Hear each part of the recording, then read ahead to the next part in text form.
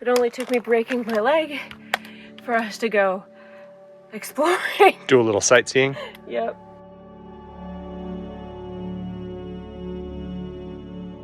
All right, our new step has arrived. We got this idea at Airstream in Utah. This is a Thule step. We saw the steps being used on some of the smaller, newer Airstreams and thought that looks like a good idea for us. We are gonna have to make some changes to be able to mount it up to this Safari, but I'll walk you through how we do it. Step one's gonna be to loosen these 4 bolts that hold the step on. Might be easier when I'm done to show you kind of how they look. If you were to do this yourself so you'll understand what they look like. It's pretty well hidden back up underneath, so it's hard to explain, but there's essentially a clip around the steel that the bolt goes through and tightens down as if it were a nut. These ones on this end are just about out.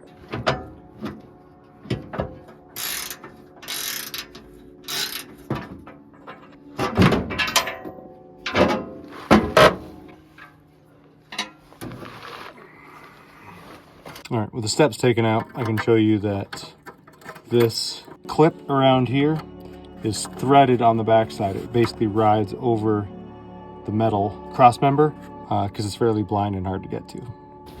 Well, I'm at a bit of a stopping point.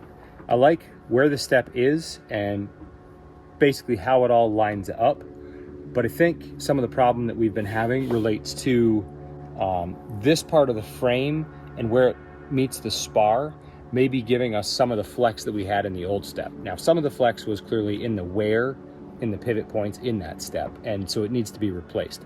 But I'm seeing a few things here that I need to work on before I do a permanent installation of this step. But here's a preview of the placement of it and how it works. Now with the clamps, I can't put it all the way back, but this is essentially where it will be and what it will do. And with regard to the step itself, I'm happy with all that.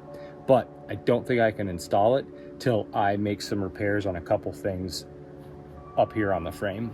And my choice to drill here, I need to recognize that I shouldn't do that, given that I already can't trust the steel right here. I need to add a plate of steel, probably, or aluminum, a nice thick aluminum to be pretty stiff, to add some stiffening here so that I don't have additional flex introduced by perhaps drilling another hole in the framing. Well, that's frustrating. I thought this would be a very straightforward project, but I'm gonna have to go ahead and take this off and put the original step back on so my wife can go in and out with crutches. The lesson here though is that some of these simple projects, they can drag out, and I need to quit while I'm ahead on this one and not kind of make anything worse. Now that I've really got in here and figured out what I need, I'm gonna move forward with a different plan on a different day.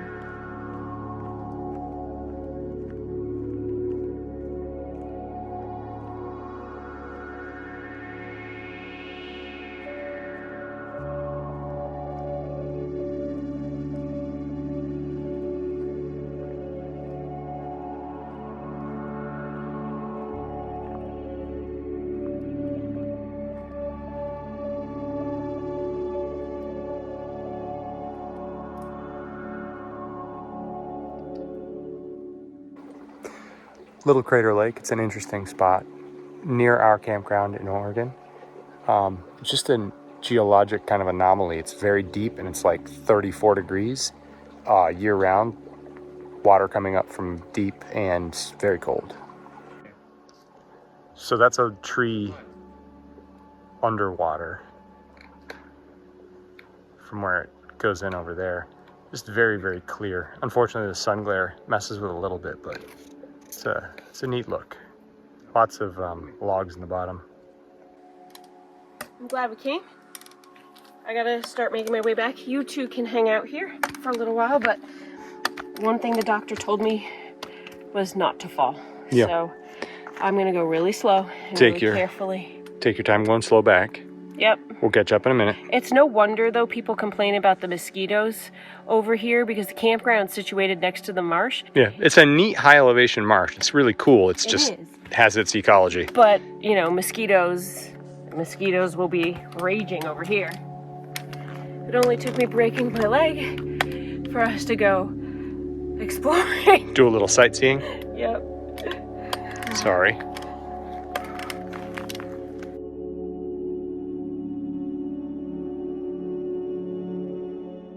Right now, we're no longer camp hosting. Do I miss it? Maybe a little bit. We've definitely moved away from our lake. Doing okay. I've shifted to a different job for the last month here where I'm selling day use tickets and taking care of a different lake. Right now I'm out picking up litter on a very overcast day. Pretty much have the lake to myself almost. Very different from how this lake is on a busy Saturday or through the entire summer, really. One of the things you're missing is there should be a giant Mount Hood right there, and it is obscured by the fog and clouds. There's a bait container right there, but I can't get it without getting wet. Makes me sad. I'd say one of the major changes is that the hours have improved somewhat. We have moved to a new campground where we're not camp hosting, so now I'm working, I would say 40 hours basically, as opposed to 50 to 60, where we really weren't getting a clean and clear day off camp hosting. So one of the things that's fun and interesting is the weather at our new campground is much warmer, maybe 10 degrees on average, and much drier than Frog Lake where we were and Trillium Lake where I am right now. I've actually ducked into the woods just to avoid a little bit of a increase in the rain shower that we're having. And I'm walking around the lake picking up trash right now, which really, I don't mind. I definitely don't want to see trash around the lake, so I'm happy to pick it up. And it's not a terrible job. It's a bit of like hiking with duties. Yeah, I'm having a good day, to be honest with you. It's a very mellow day here. I've got to go and collect day use fees for the last part of the day, but for the first part of my shift, I'm doing bathrooms and trash and did some graffiti removal, which I like doing.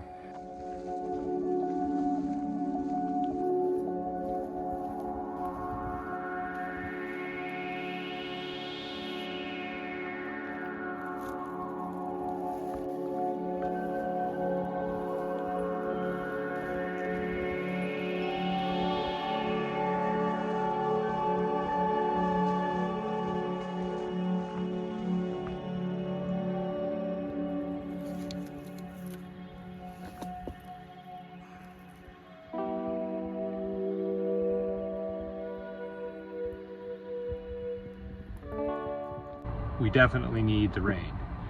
It does make for an interesting day when there's a lot less people here. Duties sort of shift, so there's a lot less need for me to be an extra person at day use. I've got the sort of night shift, so when that closes, then I'm the guy who closes the last part of it. And I've chosen to do some kind of pickup and such to stay ahead of the litter around here. It's really not bad. I've said it at Frog Lake, and it's really true here. Very little litter is thrown. It's sort of the things that blow away from people. That's what you get. So at any rate, it's not terrible, but it's nice to get around the lake and kind of see a little bit of nature, even if you got a kind of a job to do while you're doing it. So we didn't put out a video last week. And in real time, that's, 2 days ago. And we just couldn't juggle anymore. Our camp host friend that was sharing his Starlink with us at the Spring Drive RV campground got burgled.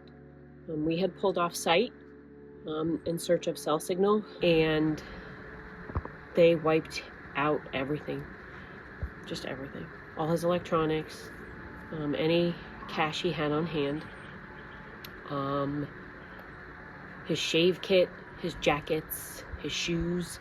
Like, they took everything. The thieves even took his brand new Blue Ox hitch Now, he had transitioned this summer from a truck bed camper to his first towable trailer. It was a massive upgrade, especially for such a young guy.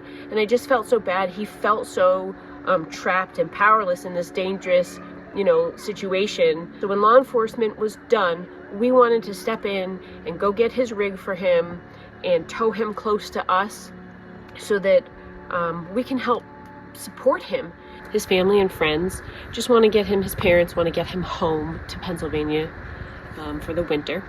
And so they've started up a GoFundMe page, which I'll put a link in the description box below for that. But he's pretty much devastated. And after working as hard as he has all summer on his last day of work to end his season, his first RVing season this way.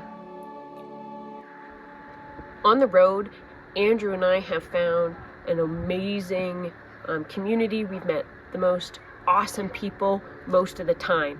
And for the most part, it has just been a wonderful experience. However, sometimes the things that will stick with you are the one or two really bad exchanges.